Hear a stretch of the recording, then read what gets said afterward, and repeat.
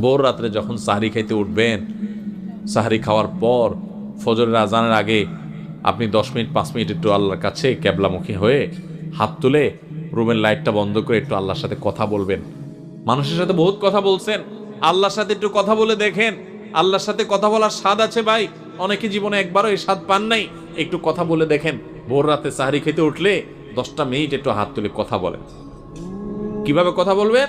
কথা বলবেন এইভাবে, ও আল্লাহ, কত গুনাহ আমি করেছি, কত পাপাচার আমি করেছি, মরতে আমার হবে, তোমার কাছে যাওয়া আমার লাগবে আল্লাহ।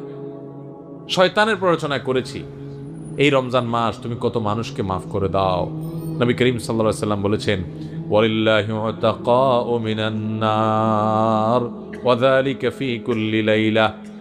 রমজানের প্রত্যেক রাতে আল্লাহ তাআলা অনেক মানুষকে সাধারণ ক্ষমা ঘোষণা করে দেন, যে যাও অমুক অমুক অমুক অমুক, যাও তোমাদের